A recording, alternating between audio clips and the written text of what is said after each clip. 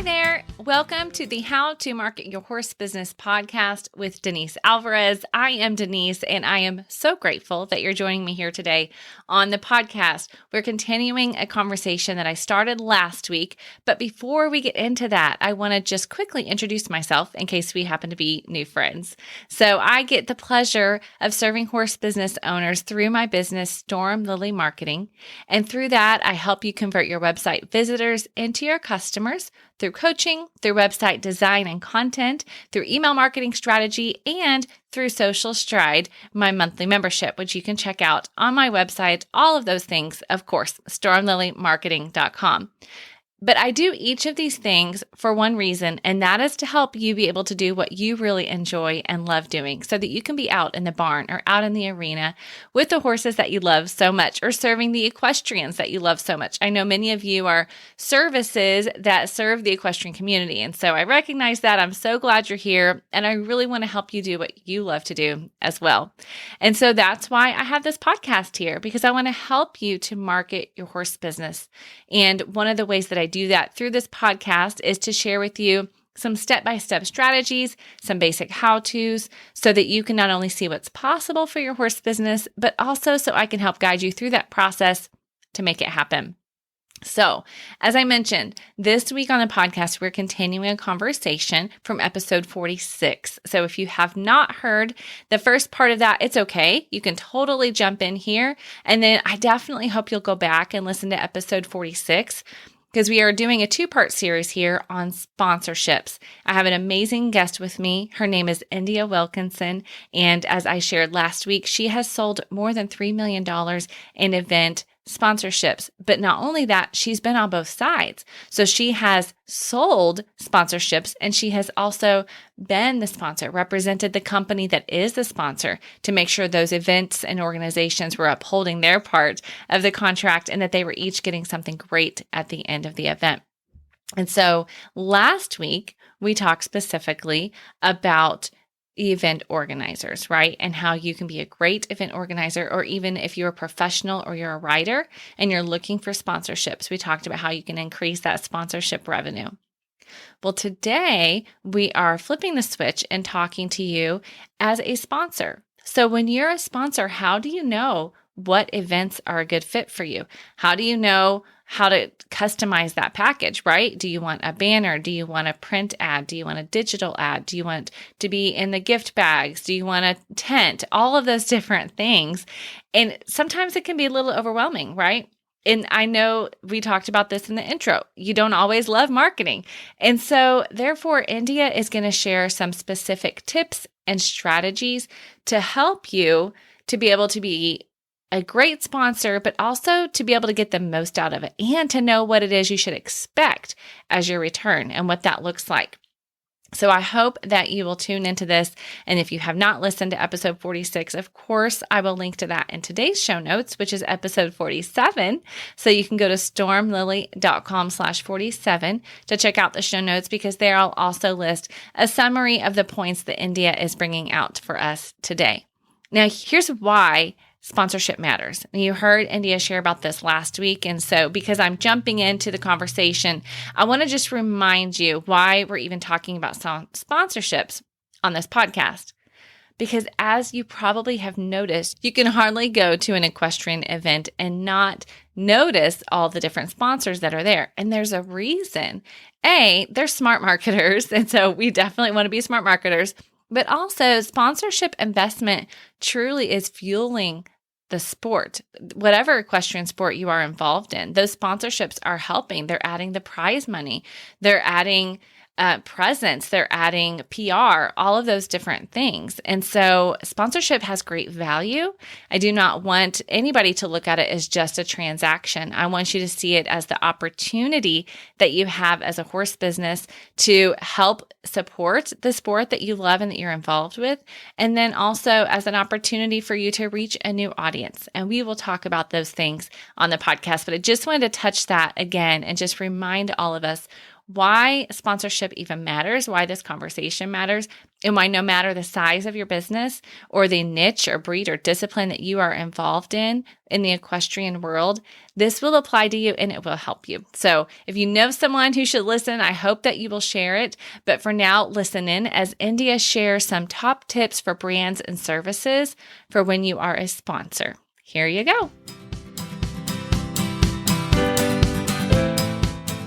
We're going to jump into sponsors and how sponsors can be strategic with their sponsorship when it comes to events and other things. So let's jump into that if we can. I know that just like you did for event organizers, you have prepared a fantastic list of tips or strategies that people need to be aware of and implement when they go into an arrangement as a sponsor.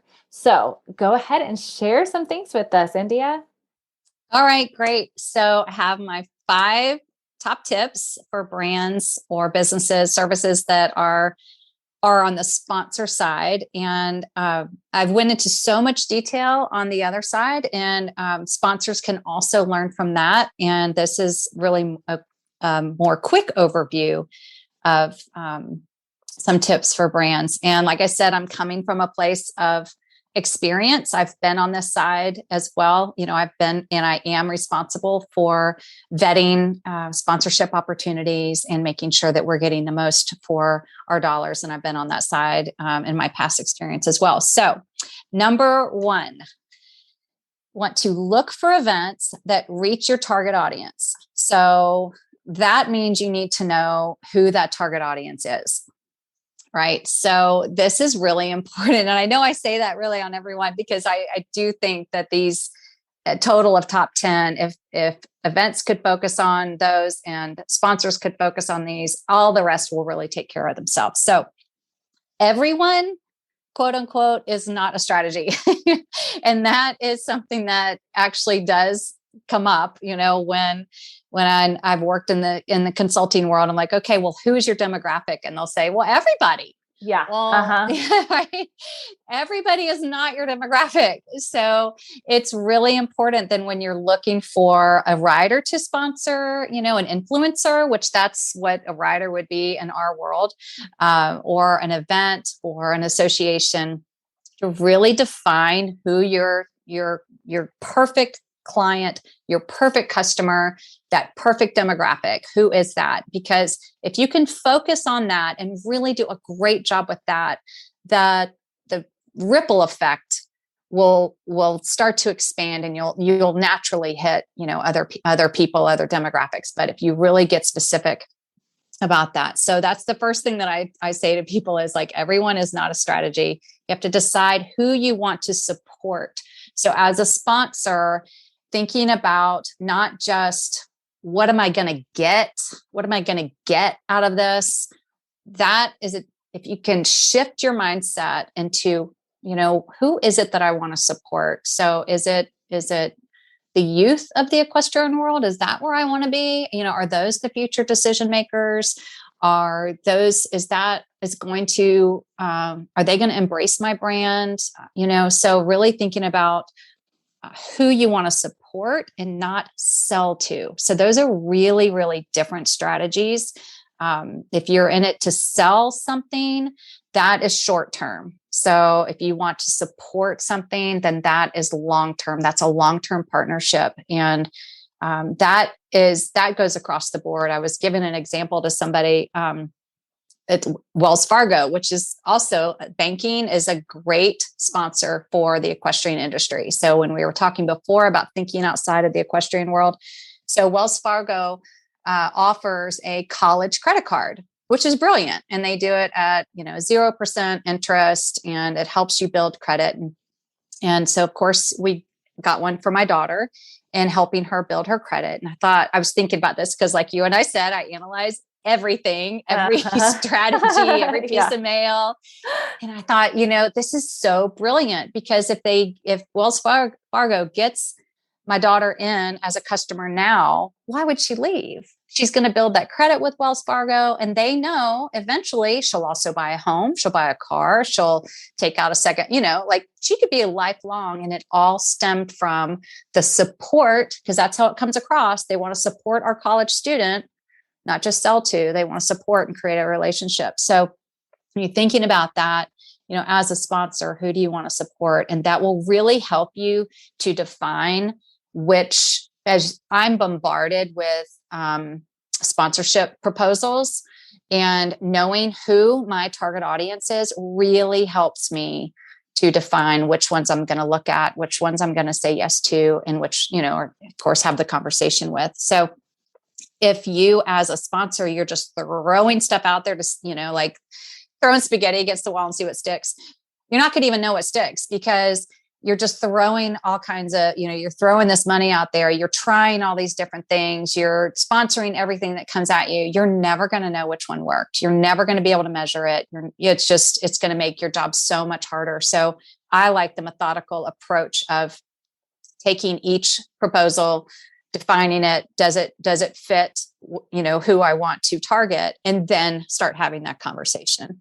And the other thing that I think this is really valuable as a sponsor, I actually steer clear of the huge events. So that might be shocking, but you don't get the attention that some of them we want to be a part of, and we want to support that industry.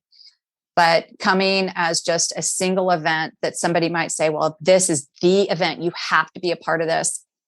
You're really not going to be able to customize it. You're not going to get to do the product trial. You're not going to get to do the things. So sometimes you have to be a part of the bigger ones. And thank goodness we have those, because those really support the entire system.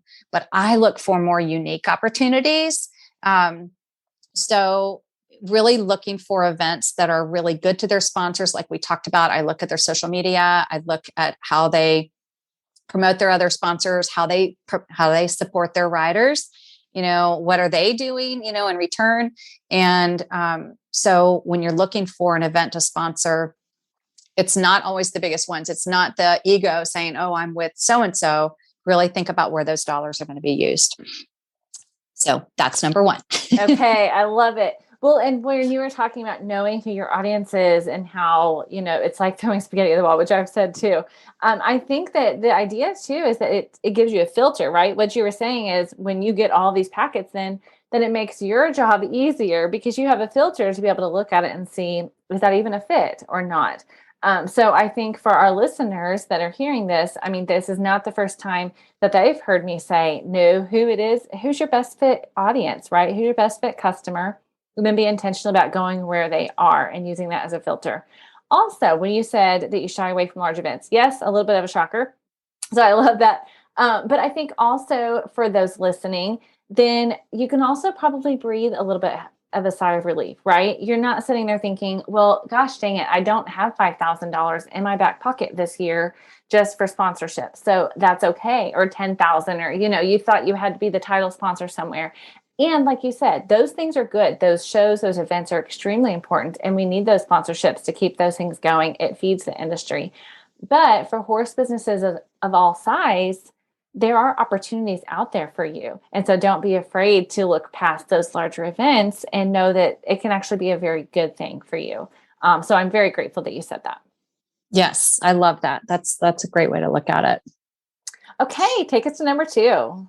Okay, so number 2. So once you decide, so you've gone through that. I love the filter. I love that terminology. You've gone through that. You've said, okay, this one looks pretty good. So as I said when we were talking about on the flip side of it, from the event side, having that conversation. And because no one reaches out to me and says, hey, can we get on the phone? I end up doing that to the event organizer or the person selling the sponsorship. And I'm like, hey, can we get on the phone? And they usually say yes, hopefully, but they do. And so then I go through the sponsorship package with them. And so now I'm the one asking the questions. So I want to make sure, like, is this it? Like, is this are you married to this, or can we tweak this? So that's the first thing I always ask, can we tweak this? It's usually a yes within reason, like we talked about before. So I want to be really clear about what they're going to offer. And I want to be very clear about my expectations of each one. So we'll go through that, but then I am usually the one as the sponsor. I'll do the recap and I'll say, here are the bullet points. This is what we discussed. And here is what I would like to add to the sponsorship package. Can you create a new proposal for me?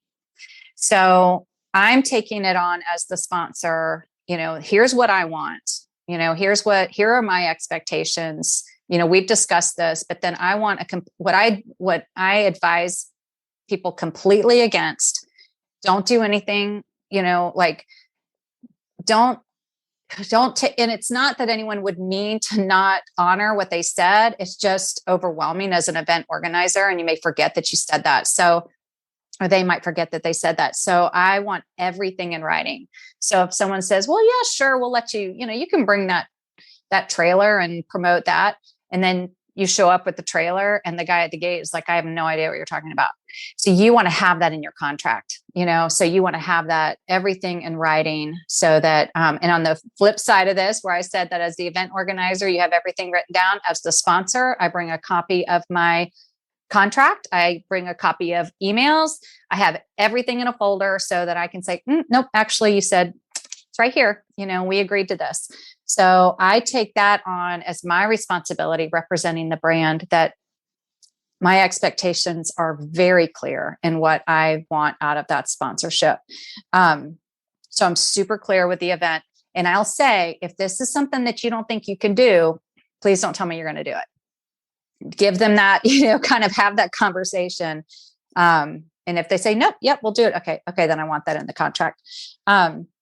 So as you're going through that sponsorship package, you can kind of be creative, and things like, figuring out what your goals. So we talked about like brand trial. So maybe, I'm representing Red Bull, like we've talked about, then, for me, a logo somewhere doesn't, it's nice. I really want my drinks in people's mouths though. Right. So that's my goal. So can that event meet that goal? If they can't, and I want them to tell me that they can't police that. They have no way of tracking that.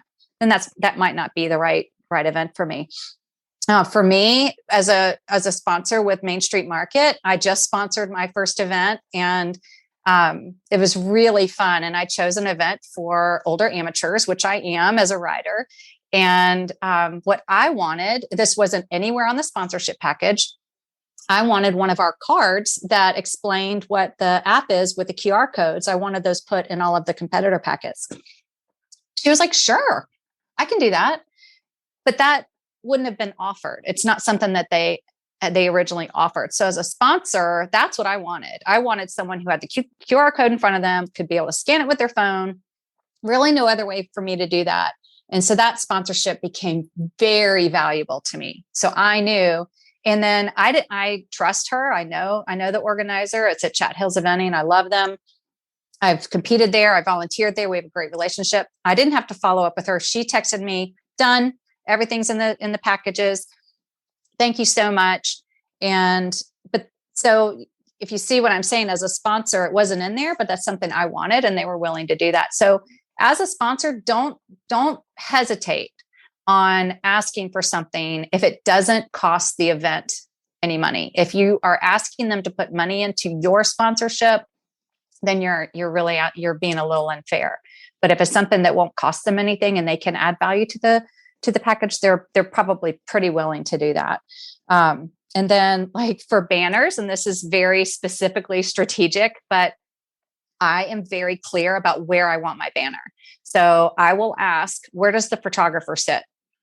And so I want to know where the photographer sits. And then I'll go through that event and look at their, they usually have a photographer's link, and I can see where they're taking the pictures and posting those online and what banners are being shown. And that's where I want my banner.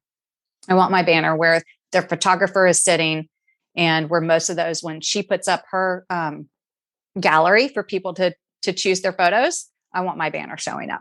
So that's a very specific ask, but the organizer doesn't care where your banner is, if there's not one already there. So yeah. Okay. The only thing is, any listeners, if you're all going to the same event, you're going to get crowded because she just gave you a really solid gold tip. But no, there's plenty of shows out there and plenty of horse businesses. So that's really good. Thank you for providing such specific examples to help my listeners be able to figure out what does that look like, because you and we talked about, we're marketing nerds, right? So we pay attention to these things. We see what other people are doing. But lots of horse business owners, they're like, the sponsorship, they want to do it, but that's at the end of their long day where they just want it to be easy, right? Or they have a hard time thinking creatively. Right. So I appreciate those specific examples to help people realize they can go outside of the box and look for new ways that will help connect them in a unique way to their best fit audience at that event. Yeah. And asking those questions. So this is something that's really simple, but I've seen banners. Somebody wanted their banner on the outside of the fence and thinking that that's the most visible. And what do people do? They stand on the outside of the fence.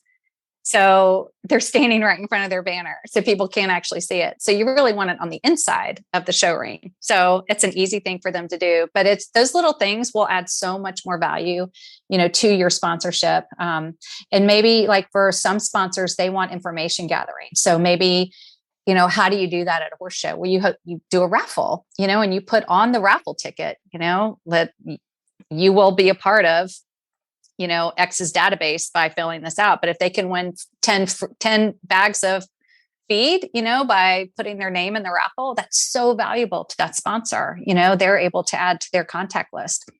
That's very easy for an event to do. And yes, usually, I love that. Yeah. And usually with the things that I ask for, the event's like, gosh, yeah, we'll do that. That's great, because it adds value to their event. To their customers, they're their clients. And if they can say, hey, this sponsor is going to give you, a chance to win 10 bags of free feed, they love that, Right. So I'm going to piggyback on that too, because two things that I love about that example you just gave. Everybody on here knows I love email marketing, and that is a great way for you to follow up with people later on and even provide a coupon or, something else free and of value via email. And then email them regularly. So that's amazing. And then just the idea of what you said, that oftentimes event organizers are like, yes, happy to do that. Then because you asked, you get it. And other people maybe didn't get quite access to that. And even next year when they add it to their package because they love that idea, that if you keep that relationship up, then that is going to become something that people know that you are the sponsor for, and you kind of become known for that. So love those ideas. Yeah. So exactly. And then social media, I'm very clear in what I want in social media so that I don't get the hashtag that we talked about before, the one picture with the 15 hashtags. So I actually give them ideas. I give them examples of what I want. So and like something that I've done for Triple Crown, I've actually put together a sponsored rider social media guide, because so many sponsored riders, they genuinely want to support the feed, their whoever, the brand that is sponsoring them. They genuinely do. They just don't know what to do. And they're so caught up in their day-to-day of training the horses and managing the barn and, pure exhaustion. And so I created a tip sheet basically, and they're so grateful. They're like, this is easy, but just having it all on one sheet. So I actually do that as well for any event that we sponsor with Triple Crown. I tell them, this is what I'm looking for. And they're so happy. They're so happy to oblige. They really want it to be successful for you. Sometimes they just don't know how. And when people don't know how to do something, it kind of paralyzes them mentally, So I'm very clear about what I'm looking for in the social media part of it, because what I don't want at the end of the day is for my expectations not to be met. But if I didn't lay them out there, then it's really on me, because for them, they might think that one photo with a hashtag for the entire event is fulfilling the social media part of that agreement. I don't think anyone is ever trying not to make the sponsor happy. I just think a lot of times expectations are not set up in the beginning. So as a sponsor, as a brand, as a business, I feel like it's my responsibility to help the event, to help the sponsored rider help us, right? So they really want to. sometimes they just need a little guidance. And I feel like that is part of what we have to do as a sponsor, is tell them, this is what we want. Can you do that? Yes. All right, great. Yeah, that's perfect. That makes perfect sense. Okay. All right. So be super clear on all, and those are all so helpful. So what's our number 3 for sponsors? All right. So number 3 is to be active. And this is something that I, as you could tell, I'm really passionate about, is being an active participant in the sponsorships. And I even help my advertisers on the app. I help them with how to be active, how to get more attention, because as a sponsor, what I'm doing, and as an advertiser, what somebody's doing is they're building their credibility with their customer or potential customer. So the more active you are, the more you are showing your support of the event that you're supporting, right? You should be supporting the event you're supporting. So if you are pouring money into this event as a sponsor, you should also be promoting that event and showing, helping them also to promote their event, and showing your partnership, showing the community that you're supporting the equestrian community. Do your part in showing them that you are actively a part of this community that we're all in. Not that, otherwise, do they have to be, if you can combine your network and their network and showing this combined effort of support, that's only going to help everybody. The rising tide lifts all ships. So I believe it's really important to be active in that sponsorship. If you can't be on site, you can be active on social media. There's always ways to be active without actually showing up. There are most events that I am in charge of now that I can't actually go. They're not anywhere in travel distance, but I can actively support them on social media, supporting the event manager. What can I do to help? How can I make your job easier? So the better your relationship with the event organizer, the more you're going to get out of that sponsorship too.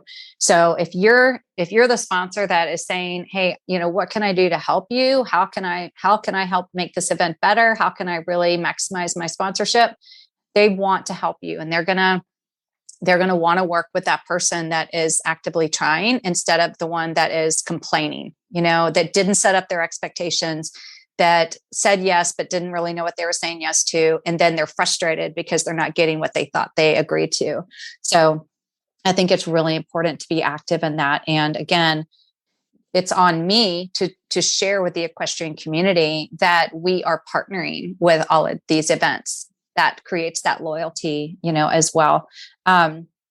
So again, event organizers and riders, they want you to be happy. They want sponsors to be happy. And communication in that is key. Okay, that's all so good. It's obviously, I say that every time, just kind of like you say, this is really important. I say, this is really good. But because I think so often this step is skipped over so easily, right? It's like, okay, I'm involved. I sent them the check. I emailed them my logo, and now I'm moving on. Whereas when you take the opportunity to promote the event, you're also essentially promoting yourself, because you're saying, hey, we are supporting this industry. We are, and people make buying decisions oftentimes based on those things, right? That's one of the reasons you choose to sponsor. Yeah. And so you are letting people know intentionally that you'll be at that event, right? Or when you put a post out there and say, hey, we're going to have a table set up, make sure you come by, let us know you're there. There are different ways that you can be active and promote the raffle you talked about. Hey, we're going to be giving XYZ away. Make sure you come by and enter. All of those things are really smart ways to look at that as a partnership together and to build up, like you said, that credibility. So I just love that, because it's one that's so often just looked right past. I love it. Yes. Okay. Tell us about number 4. Okay. Number 4, this is really black and white. And this is something that is not considered often, but you need to stay neutral as a sponsor or a brand or a business, especially in the equestrian world. And that's really where we're speaking to today. So you need to make sure that the event, the rider, or the organizer of the event is not controversial.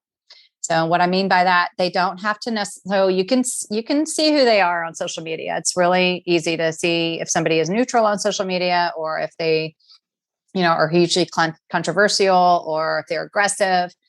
But that is not talked about very often, but it's very important, because what you choose to support, whether you think, perception is reality. So if the perception of that person or the event, if they're controversial and your brand is associated with them, you're lumped into that. There's nothing you can do about it. It just is. It's just the way that the world is now. So when I say that, your beliefs don't have to necessarily align, and you certainly don't have to go into a conversation with them. It really doesn't matter, religious or political beliefs. What matters is what they're putting out on social media. And if they are, if you get a sponsorship package from somebody and you look them up on social media and they are antagonistic, they are fighting on, they've got all kinds of crazy or obnoxious or, even lewd, posts, you need to steer clear of that. So it's actually really important that as a brand, unless that is something you want to be involved in, that you stay neutral and that you choose those kinds of organizations that don't have that drama swirling around them. I've seen that happen, and it can be a really tough public relations fallout to be associated with a person within an organization or an event that has a lot of drama, around them. So that does take just a little bit of due diligence. So you just don't want your brand to get caught up in something like that, and then to be undoing or apologizing or explaining, because once that perception is the perception, as we all know, once it's out there, it's really hard then to undo that. So very short and sweet, stay neutral. No, that's super interesting. That is not one I would have guessed that you were going to say. But what I typed out in my notes as you were saying that is something that I've not really talked about much on this podcast, but it inspires an idea for a future episode, is the idea of your culture of your business, right? Mm-hmm. And so even if you are a 1 and 2 person team, you have a value system for your business that you have built up, whatever it may be. And so looking for ways to work with people that align with that, or to intentionally not work with organizations or people that may not align with that, can be super strategic, but it's not really something that we've talked about very much on here. So I appreciate that you've brought that up, and just that idea of being intentional about that, because again, that gives you a filter when you're looking through. It doesn't mean you write somebody off completely, but it does give you that yellow flag maybe to look a little bit deeper, or to intentionally write things into your agreement to say what is or is not okay as far as representing your brand goes. So that's a really good and interesting point. Yeah. And I do think it's a whole nother avenue, like you said, a great topic to discuss culture. And just for an example, I had an opportunity to sponsor a clinician, and this clinician, extremely well respected in the, equestrian world, and great rider, great teacher, but radical in religious beliefs, radical in prosecuting verbally people that she didn't agree with. Well, I can't invest in that. I can't. Because there's 50% of people that, and it's sad. And I actually never even talked to her about it, because it's not my job to teach that lesson. Right. But, people think, well, that's my personal life and this is my business life, but it isn't, not in this world, not in this culture. Whether you think you are or not, you have a brand. You have an identity. People believe something about you.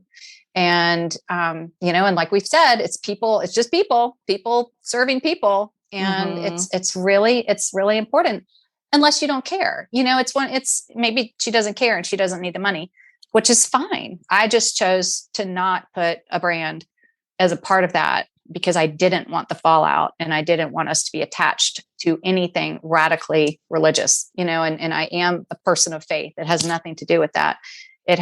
This is a business decision. And I don't think that people always think about that their social media, if it's public, which it was, you're putting it out there, that does become a part of your identity. And so it is interesting because it crosses, those lines do cross, whether you want them to or not. So yeah. Oh, yep. Whole other topic or whole other podcast episode. I think I can see it brewing.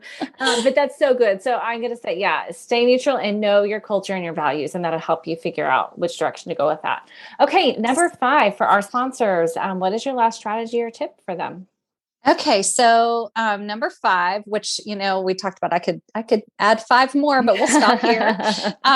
So it's really important, just like we talked about on the event side, that the post event is just as important as the pre and the during. So post event, it's so important to measure and assess the success or the results, however you want to look at it. And everybody's assessment is different, so you really have to decide as a sponsor, as the representative of a brand, or as a representative of your own business, whatever that looks like. If you were the decision maker in this, it is up to you to measure that. And that, if that's your own business, so that you can keep record of it, or if you're accountable to somebody so that they know, was that a successful venture or not, that measurement is really important. So these are a few, I've came up with a couple of questions that might help with that.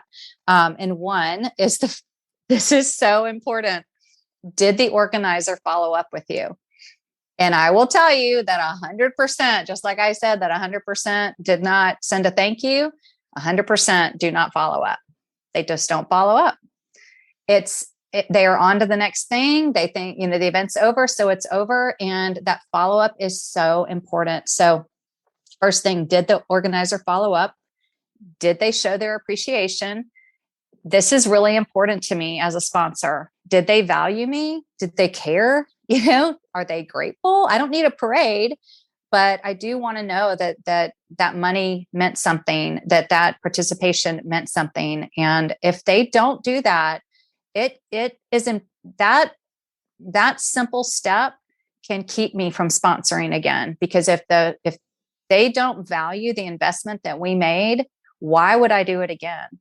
So it's not just about that simple thank you. It's really about, did they just sell me, or do they want a partnership with me? So that's an important part of that evaluation. Then I like to write down the wins. So Denise, you've gotten to know me. I'm a very positive person. I really want to focus on the wins. And this is something that I do in my business life every day, because it's really easy to go down the rabbit hole of things that aren't living, that I don't necessarily think they're going wrong, but maybe are learning curves, or maybe that could have been done better. So every day I write down 3 wins for the day. And I just keep it in a calendar, and it's really simple, but it really helps me focus on the good things, the good things that happen. So I like to do that in a sponsorship evaluation as well. So I like to go through and really write down all of the wins. So where did things go really, really well? And if this is an ongoing sponsorship, so we do have some ongoing sponsorships with, our riders. So I do that once a month. I go through and I write down all of the positive things that sponsorship has cultivated. And that really helps me to kind of stay on track, because we're all so busy and we just kind of tend to forget things. So that really helps me to write down those wins. And then number 4, did the event or is the rider meeting your expectations? Now, this is only if you made them clear up front. So you can't write down that they didn't meet your expectations if you didn't make your expectations clear. So that could be a learning curve. If they didn't meet your expectations, did you let them know what your expectations were? So if you did, and then you can go through and say yes or no, this part, was missing or whatever. So, and then number 5, what could you, as the sponsor, what could you have done better? What could you have done to help the event be better? So I always think that, again, I'd say, the rising tide lifts all ships. So if we are all in this together and we all believe, if I'm investing in an event, then I believe that in some way I need to be a part of making that the best that it can be. And then number 6, I create an evaluation sheet. So this is it's professionally personal, right? So it's everyone's going to have their own evaluation values. So, or checklist. So for me, it's very specific to my expectations. It's very specific to the demographic. Did we hit the demographic that we thought that we were going to? Was that presented to me correctly? So I go through those checklists, and I make sure that I go through the proposal and the contract and make sure that all of those were met. And then any photos that I took. So I keep those all in a notebook because, again, we all forget, we go on to the next thing. And if the person that I work for says, hey, tell me about that Quarter Horse Association event that we sponsored back in February. And I'm like, I can't remember. I can go back to my notebook, right? I can go back to my notebook and say, oh, this, and this, and but next year I'd like to build on this. So I actually write down my notes. I write down my feelings. I have been doing this long enough that I really trust my gut as well. Did it feel good? Maybe they missed some of the checklist, but overall I had a super great experience, and the winners of the of the raffle were really happy, and they promoted that. So I write all of that down so that I can then have that. So next year does roll around, and they are going to send me the sponsorship package most likely. And I'll go through there and I'll say, hey, I love this, but let's do this. And could you do this a little better? And I'll make sure that I get this to you sooner so that you're not last minute trying to put up our band, so it's a great way to just keep things organized. And the more organized we are, then we feel so much more productive, and we can, be more positive. It's when we get overwhelmed, but it does take time to sit down post event and, just kind of unload all of those thoughts, those feelings, and go through that checklist. Okay. That's so good. I have a question for you along those lines. So how did you, and do you now as a sponsor, and again, I know it's very subjective, but how would you tend to track your ROI, right? So you have a spend. I mean, especially, say you drop $10,000 as a sponsorship on an event. Most likely, depending on the event, you're not walking away saying, okay, I made 20,000 in sales this weekend. So what does that look like to you? How do you justify those expenses, for horse business owners that are listening and saying, I've got somebody asking me to spend $1,000, but I'm not sure how I'm going to recoup that or what that's going to look like or how I measure that. What do you say to that person? That is such a great question. And it ties into the other side as well of being the event. So, and I'm really glad you brought that up because I should have talked about this. So when I was on the event side, I always made clear, like, a sponsorship does not typically deliver a return on the investment. It's really about support. And this is why I talked about, who do you want to support? Where do you want to connect? How do you want to be presented in front of your potential customers? But it is close to impossible for anyone to truly give you a promise. If they do promise you a return on the investment, I would be a little skeptical of that because that's really hard to deliver. And I think that goes along with your expectations. And so as a sponsor now, it's already ingrained in me that that's not going to happen. So I'm never looking for a financial return on investment. I'm always looking for all of those other things. But I think that is so important because even with, I had somebody the other day who was a advertising partner and at our entry-level package, which is awesome. That's what mostly that we do. And we've only been live, now for 90 days. And she's only been on board for 30. And she said, I'm going to take my listing down. I'm just not seeing any action. And I was like, I completely understand, which I do, and I said, just let me help you understand. This is really more about branding, and it's really helping establish your credibility in the equestrian world so that when someone sees your Facebook post and then they see an email, and then they see you on Main Street Market, they're kind of putting those dots together. No, I can't promise you that you are going to get a sale from every single person that's downloaded the app. That's really not what we do. And that's why we don't take commission and we don't take liability. What we are is simply a marketing platform to get more eyes. So that I say that as it's a very specific example of helping someone understand return on investment. And that is absolutely translates into the sponsorship world, unless you are actually doing something that is transactional. Like if you are selling product, at the event, which does happen, they betting companies will sell, they'll sponsor the event and they will sell, and they can actually see a return on that investment. Or a feed company, so there are companies that can see a return on their investment. And, but that means there has to be a transaction on site.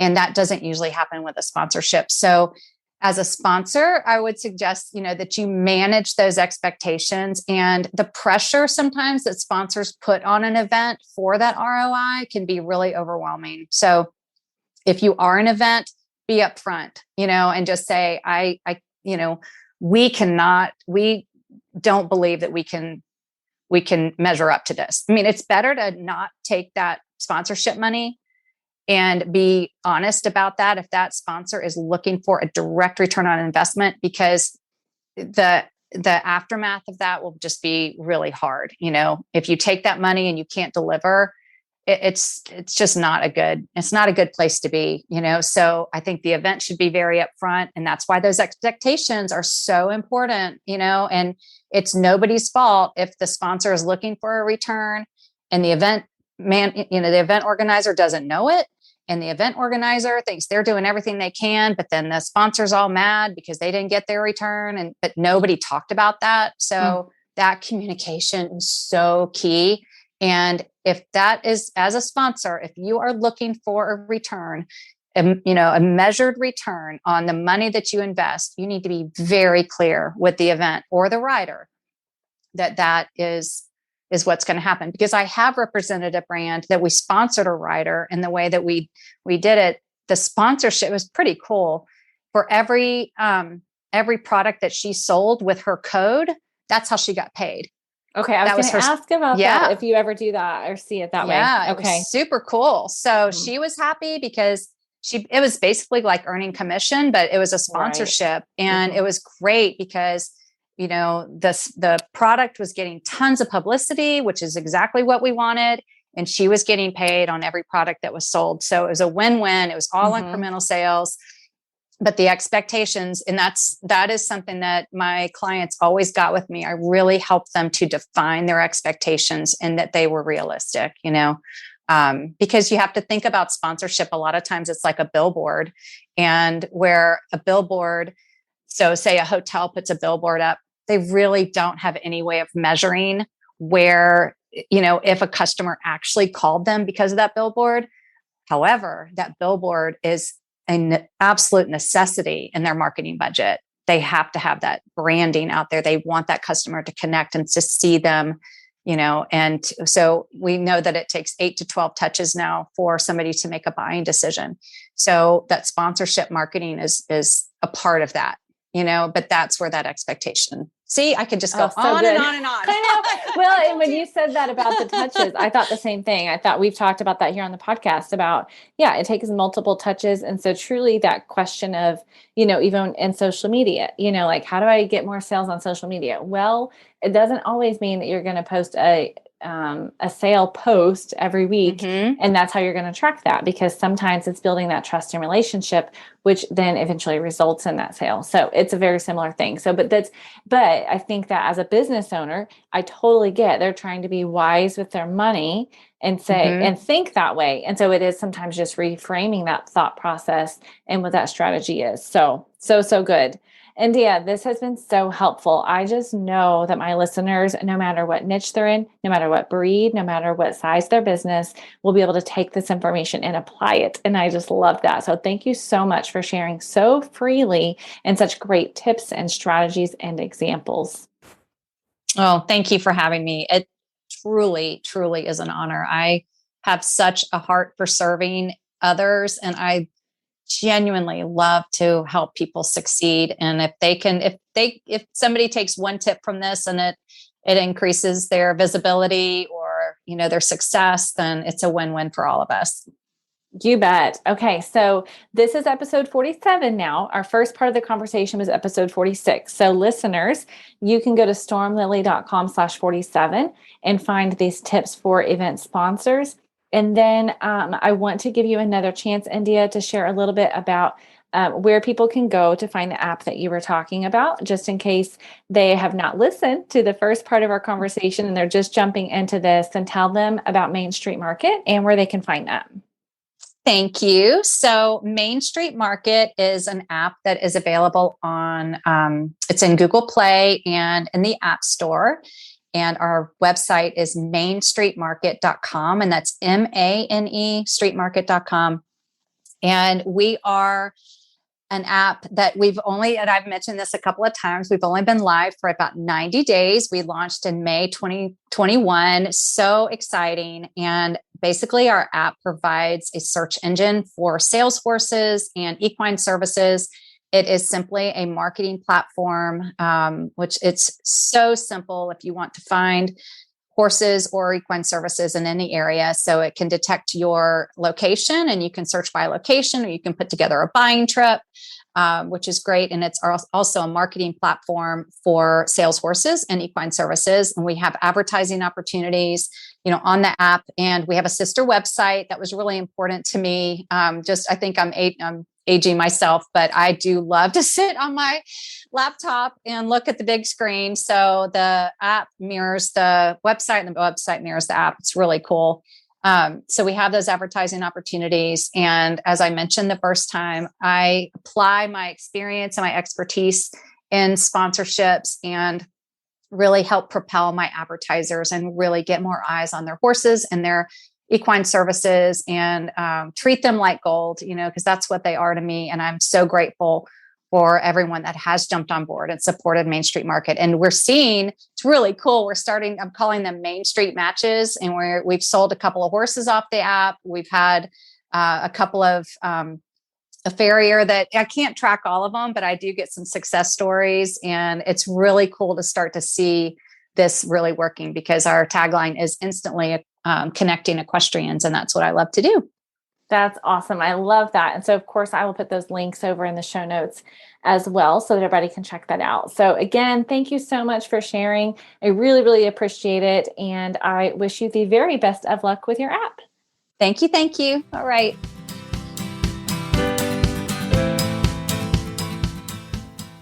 All right. Wasn't that so good? As you know, I love practical tips. I love personal examples. And so India brought that for you, and I'm so, so grateful. So I hope you enjoyed it. And especially, I hope that it will help you as you move forward, as you make plans for 2022, perhaps, because this episode happens to be airing towards the end or the second half of 2021. As you're planning out, I hope that you will think about sponsorships and how you can use them intentionally and strategically. So as always, you can check out those show notes at stormlily.com/47. I will have the links there to India's Main Street Market app. So I definitely hope that you will check that out as well. I'll have a link to part 1 of our conversation from last week when we talked specifically to event organizers and people that are actually out there securing the sponsorships. And as always, if you have not subscribed or followed the podcast yet, I sure hope that you will. You will get a quick notification every week when there's a new episode. And of course, I send an email every week also. So if you would like to sign up for my emails, you can go to stormlily.com/podcast. Or if you want a freebie in exchange for that, I do have a free website checklist that I'd be happy to send you. And you'll see that on the website there as well, stormlilymarketing.com. Either way, I'm so grateful that you're here. I hope this was very helpful information. If you have any questions about any of it, please feel free to reach out. Send me a DM on Instagram or on Facebook, or shoot me an email. I'm always happy to hear from you. And again, thank you for being here. I wish you the very best in your horse business, and I'll see you again next week.